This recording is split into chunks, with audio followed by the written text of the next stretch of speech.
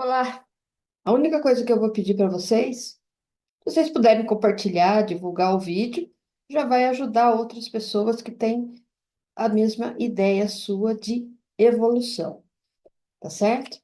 Vamos falar agora do objeto. Então, dentro da psicanálise, o objeto ele não é algo físico, não é algo material, ele não tem sentido comum, não tem cor, não tem cheiro, não tem nada. Você sabe por quê? Porque ele está ligado ao desejo. Ele está ligado ali à sexualidade, ele está ligado às relações afetivas. Então, o Freud, ele usa o termo principalmente ali em dois contextos: o objeto do desejo e o objeto de escolha amorosa ou sexual. Tá? Então, o desejo ele está ligado ali ao objeto. E quem é esse objeto? É o objeto do desejo, tudo aquilo que eu desejo. Eu posso desejar um livro, eu posso desejar um automóvel, eu posso desejar ter mais sabedoria, ter mais saber, ou eu posso desejar alguém para compartilhar ali a minha vida amorosa, ou eu posso desejar ali alguém como só aquele instante, como um parceiro sexual. O que é o objeto do desejo? O objeto do desejo é tudo aquilo que satisfaz a pulsão. Ou seja, é uma força interna que busca descarga ou prazer. E isso não é fixo, porque o objeto, ele pode mudar ao longo da vida. O mesmo objeto, ele pode satisfazer diferentes tipos de pulsões. Por exemplo, o seio materno é o primeiro objeto de satisfação do bebê, porque ele está ligado à alimentação e ao prazer oral. A escolha do objeto, onde Freud fala, referente a esse tema, como parte do desenvolvimento psicossexual, que durante a infância, a criança ela escolhe objetos de amor, que geralmente são os pais. Estamos entrando ali dentro do complexo de Édipo. Na adolescência e vida adulta, essa escolha pode se deslocar para outros objetos, mas ele marca ali as primeiras relações ali que permanecem. E na adolescência e vida adulta, essa escolha, ela se desloca para outros objetos, mas ela fica ali marcada ali, as primeiras relações sempre permanece. Então não adianta trocar para cá, trocar para lá. Essas marcas das primeiras relações, ou seja, afetiva ali com os pais, se for positiva ou negativa, vai influenciar na vida dessa pessoa. Ou seja, você já reparou, né? Isso é fato em clínica. A menina sempre acaba se relacionando de forma hétera ou homossexual com aquilo que falta, ou seja, sempre vai relacionar com uma pessoa que tem ali algumas marcas, algum registro materno ou paterno. E assim também com o menino. O menino ele sempre vai se relacionar de forma hétero ou homossexual com aquela figura faltante, seja com a mãe ou seja com o pai. Tá? Então, ele vai perpetuar isso. Então, sempre dizem ali que sempre a menina vai casar com o pai, o menino vai casar com a mãe, e vai ficar nesse ciclo ali, conflituoso ou não. Então, o objeto da pulsão, aonde Freud define esse termo, que tem ali quatro elementos, né?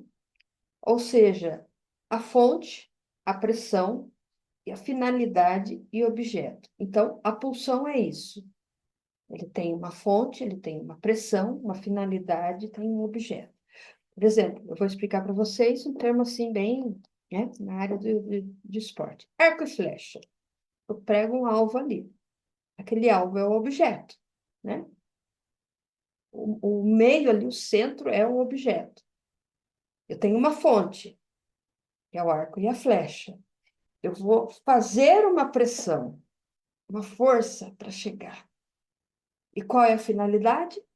É o objeto. Eu solto, tá? Então, marca aí.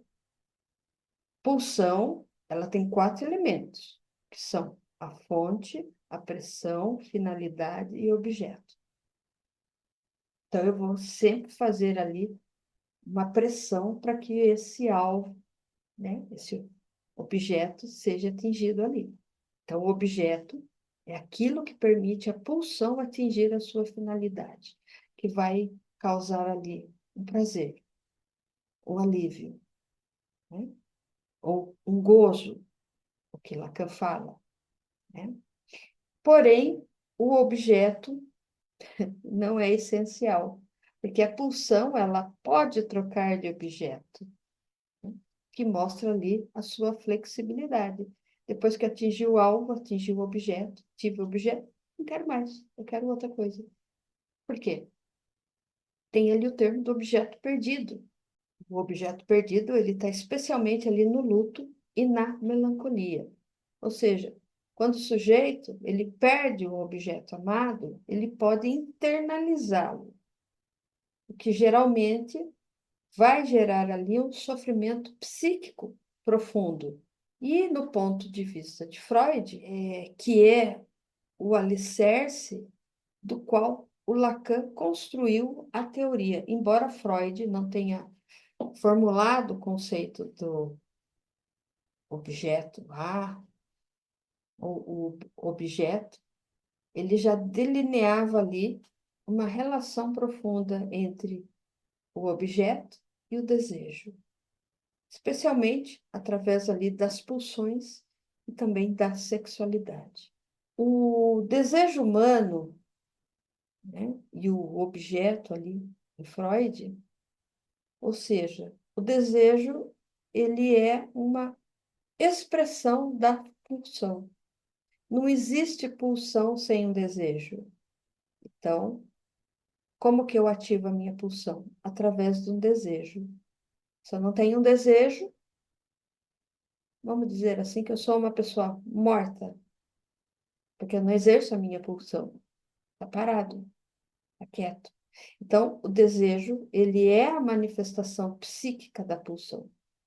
É uma força interna que busca a satisfação. O objeto é aquilo que permite a pulsão atingir uma finalidade, que é o prazer, que é o alívio da tensão, que é o estado de tranquilidade. Tá? Então, eu não posso ser ali uma pessoa sem um desejo. Se eu não tenho desejo, não tenho pulsão, então eu sou uma pessoa, eu sou uma pessoa, sou uma pessoa.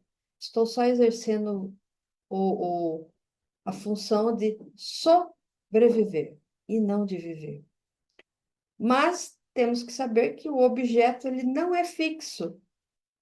E ele pode, Freud ele propõe que o desejo humano ele se forma ao longo dos estágios que nós passamos. Tem ali 4 principais estágios, que é, primeiro, o estágio oral, que está muito relacionado ali ao seio materno como o primeiro objeto de desejo. O segundo é o anal, ou seja, as fezes, e controle como fonte de prazer, né? O controlador, o mesquinho, né? Sovina. Nós temos aí o terceiro, que é o fálico, que está relacionado ao edípico. Tem ali os pais como objeto de amor e rivalidade. O fálico, exibicionista, que gosta de se mostrar, de se aparecer, porque teve alguma situação não tão positiva no complexo de castração edipiana, castração do Édipo. E o quarto, nós temos ali a latência e genitalidade, ou seja, o deslocamento do desejo para outros objetos socialmente aceitos. Então, nós podemos incluir aqui, se são socialmente aceitos, o mecanismo de defesa, a sublimação. Eu tenho alguma questão que eu posso fazer esse deslocamento para esse mecanismo de defesa, que é a sublimação, né? Eu posso me destacar dentro da psicanálise, da medicina, do direito, eu posso fazer algo que é socialmente positivo para a sociedade. Então, a escolha do objeto, ela é marcada pelas primeiras experiências afetivas, especialmente com os pais. Mesmo ali na vida adulta, o sujeito ele busca objetos que remetem inconscientemente a essas primeiras relações. O desejo e substituição. Então, mostra Freud que o desejo pode se deslocar. O sujeito pode desejar algo que simboliza um objeto original. Por exemplo, alguém pode desejar poder, beleza, status, como forma de compensar uma falta afetiva. O objeto perdido e o luto, né? Nós sabemos ali que quando o sujeito ele perde o objeto amado, ele tem por internalizar, como no luto ou na melancolia. Isso mostra que o objeto não é apenas externo, ele é psíquico e ele é carregado de significados inconscientes. Em resumo, para Freud, o objeto, marquem aí, o objeto é o meio pelo qual o desejo se realiza. O que é objeto, na visão de Freud, é o meio pelo qual o desejo se realiza. Mas nunca é definitivo.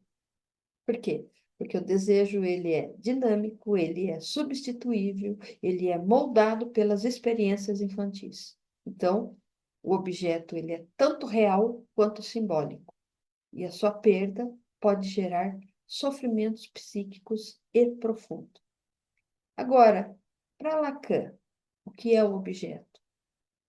Para Lacan, ele sempre fala do pequeno objeto A.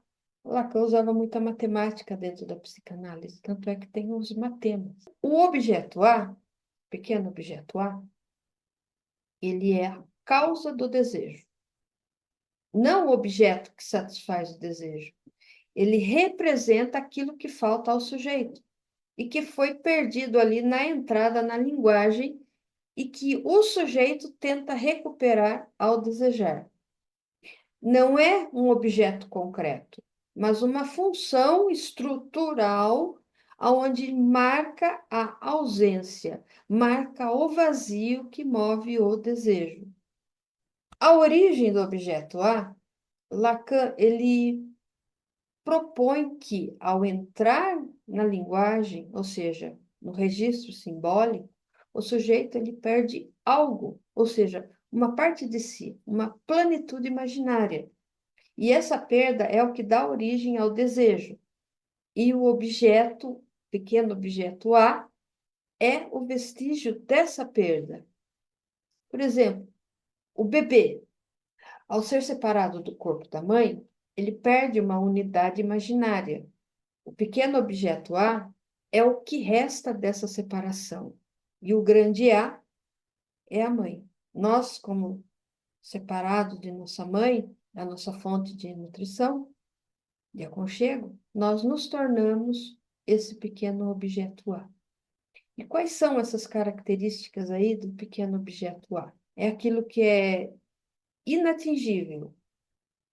O sujeito, ele nunca o possui ali de fato. Ele deseja, mas o objeto sempre escapa. É como você ficar pulando, né? Tentando agarrar ali a sua sombra. Sempre está escapando, sempre está de lado. Uma outra característica é a causa e não a meta. Diante do objeto freudiano, o que pode ser substituído, pequeno objeto A, é o que causa o desejo, porém não o que satisfaz. Eu só estou ser desejante, mas nunca sou satisfeita. Nunca é o suficiente. Nada é o suficientemente bom. Outra característica é que ele está presente ali na fantasia, né? O pequeno objeto A, ele aparece nas fantasias inconscientes, como aquilo que preencheria o sujeito, mas é sempre uma ilusão. Então, nós temos ali, dentro da história de Lacan, né, os exemplos desses objetos, que é igual ao de Freud. A fase oral, que é o seio, o anal, as fezes, O olhar e a voz como objetos que afetam, né, sem sermos totalmente tocados. Uma música, uma voz, um olhar, nos toca sem que nós sejamos tocados. Então, esses objetos não são importantes por si só, mas pelo que representa. O que é que tudo representa? Que é a falta, que é a estrutura do desejo. Porque eu sou um ser desejante. Porque eu sou um ser faltante. Né? Então, a relação entre o objeto e o desejo humano, vamos dizer assim, que é o coração pulsante da teoria lacaniana. E a gente pode explicar melhor. O desejo humano e o pequeno objeto A. Vamos lá. O desejo como falta, né? Então, o desejo humano, a gente sabe já que já nasce da falta. Então, o sujeito, ao entrar na linguagem, ele perde algo. Uma plenitude imaginária, perde uma fusão com o outro, que geralmente está representado pela mãe. E essa perda, ela é estrutural e ela é inevitável. Então, o pequeno objeto A é aquilo que resta dessa perda, é o que ficou como marca do que foi perdido. Ele não é o que o sujeito deseja diretamente, mas aquilo que causa o desejo. É o motor, porém não é o destino. O desejo, ele nunca é plenamente satisfeito, porque o desejo humano, ele é metonímico. Ele se desloca de objeto em objeto. Ele nunca se satisfaz completamente. Que é por isso que o pequeno objeto A, ele é irrepresentável. Então, como uma forma ali de visualização, Lacan colocou como um A bem pequenininho. Né? Então, a gente já sabe que é esse sujeito, né? A gente já sabe que é esse sujeitinho aí que está, né, para lá, para cá. Então, ele não pode ser capturado por nenhum objeto real, né? Vamos pegar ali o demoninho Taz, né? Do desenho Taz. E por isso, né? Tem esse nome aí de pequeno objeto A. Então, o sujeito, ele deseja algo que falta, mas não sabe exatamente o que é. E esse é o objeto que encarna todo esse mistério. O papel da fantasia, que também está dentro desse pequeno objeto A, ele aparece ali como fantasias inconscientes, como aquilo que preencheria o sujeito. Mas a fantasia é uma tentativa de tamponar a falta, mas nunca uma solução real. Por exemplo, alguém pode fantasiar que o amor de uma pessoa específica vai completar, mas mesmo que esse amor se concretize, sempre vai persistir ali uma falta. Vozes e olhares como objeto, né, o pequeno objeto A, aonde Lacan mostra que certos elementos, como, né, o olhar e a voz, eles influenciam o pequeno objeto A. Porque o olhar do outro, ele pode nos afetar profundamente, como que se revelasse algo de nós que nós nem sabíamos que existisse. Então, a voz, ela pode seduzir, ela pode perturbar, ela pode tocar, sem que saibamos o porquê. Surge aquele arrepio, né? Que vem lá da coluna, que passa por tudo. Então, esses são objetos que não são físicos, o olhar, a voz, mas têm um efeito libidinal, porque tocam o ponto exatamente da falta.